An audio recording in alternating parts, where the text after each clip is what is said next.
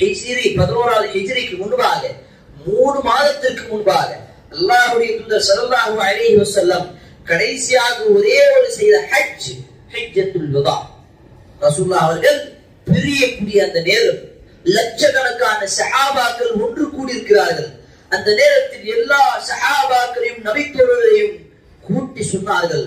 அவர்களுக்கு முன்னால் உரை நிகழ்த்தும் பொழுது சொன்னார்கள், தரக்து ஃபீக்கும் அம்ரைன், தரக்து ஃபீக்கும் ஷைஐன், 2 விஷயங்களை நான் உங்கள் மத்தியில் விட்டு செல்கிறேன்.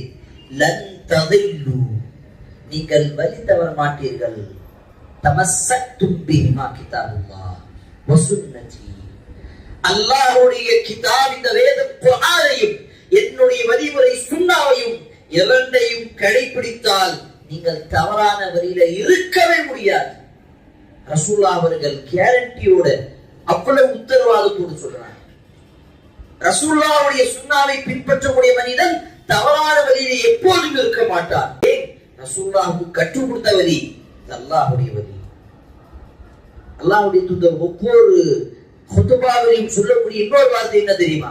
ஃபஇன் அஸ்தகல் ஹதீஸ் கிதாபுல்லாஹ், பேச்சிலே மிகவும் சிறந்த பேச்சு அல்லாஹ்வுடைய பேச்சு வேத குர்ஆன் ஆகும். وخير الحديث كتاب الله وخير الهدي هدي محمد صلى الله عليه وسلم. வழிகாட்டுதே மிகவும் சிறந்த வழிகாட்டுதல் ரசூலுல்லாஹ்வுடைய வழிகாட்டுதல் முஹம்மது நபி ஸல்லல்லாஹு அலைஹி வஸல்லம். அல்லாஹ் இதை வெறும் பேச்சாக சொல்லவில்லை, கட்டளையாக சொல்லுகின்றான். சூரத்துல் அஹ்ஸாப் 33வது அத்தியாயத்தில் லகத் கான லகும் ஃபீ ரசூலில்லாஹ் உஸ்வத்துன் ஹஸனஹ், ரசூலுல்லாஹ் முஹம்மது நபி ஸல்லல்லாஹு அலைஹி வஸல்லம் அவர்களுடைய வாழ்க்கையில் உங்களுக்கு அழகிய முன்மாதிரி இருக்கிறது. அல்லாஹ் அந்த இடத்தில் உஸ்வா என்று சொன்னால் போதுமானது, ஒரு மாடல், ஒரு உதாரணம். ஆனால் அல்லாஹ் சொல்லக்கூடிய அழகான வார்த்தை அழகிய முன்மாதிரி, உஸ்வத்துன் ஹஸனா என்று அல்லாஹ் சொல்லுகின்றான்.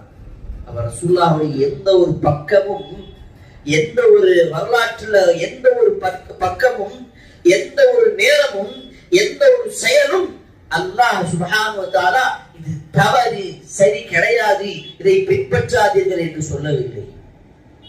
மாறாக அல்லாஹ் என்ன சொல்லுகின்றார்? ரசூலுல்லாஹ்வுடைய வாழ்க்கை முழுவதும் உங்களுக்கு ஒரு அழகிய முன்மாதிரி. ஒரு மனிதன் மாணவராக இருக்கின்றான், அதற்கு முன்மாதிரி இருக்கிறது.